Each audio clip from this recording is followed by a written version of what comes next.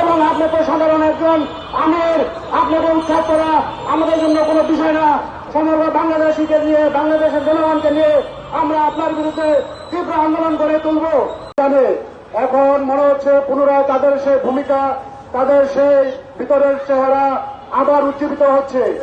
তাই আমি বলবো, আমাদের মা বোনেরা, আমাদের অত্যন্ত সম্মানিত, আমাদের অত্যন্ত প্রিয় এবং আমাদের নবীজি সাল্লাল্লাহু আলাইহি সাল্লাম, তাকে একবার জিজ্ঞাসা করা হয়েছিল, সে তিনবার মা বোনদের কথা বলেছে, একবার বাবার কথা বলেছে। তাই নারীরা অবশ্যই আমাদের কাছে অত্যন্ত সম্মানিত, অত্যন্ত প্রিয়।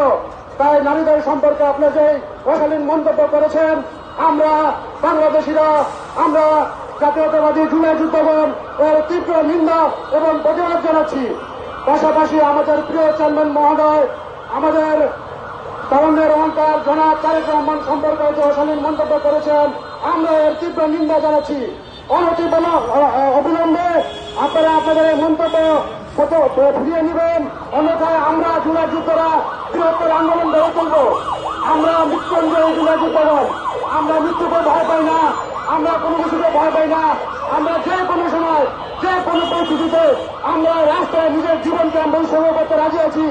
আমরা আমাদের বুকের তাজা রক্ত রাস্তায় দিয়ে দিয়ে এই ফ্যাসিস্ট হাসিনাকে আমরা এই দেশ থেকে উৎখাত করেছি। এবং আপনি তো সাধারণ একজন আমির, আপনাকে উৎখাত করা আমাদের জন্য কোনো বিষয় না। সমগ্র বাংলাদেশিকে নিয়ে, বাংলাদেশের জনগণকে নিয়ে আমরা আপনার বিরুদ্ধে তীব্র আন্দোলন করে তুলব। অতএব নারীদেরকে এবং আমাদের প্রিয় চেয়ারম্যান মহোদয়কে নিয়ে যা বলেছেন, অবিলম্বে আপনাদের এই বক্তব্য প্রত্যাহার করে নিন, অন্যথায় আপনাদের বিরুদ্ধে তীব্র আন্দোলন গড়ে তুলব।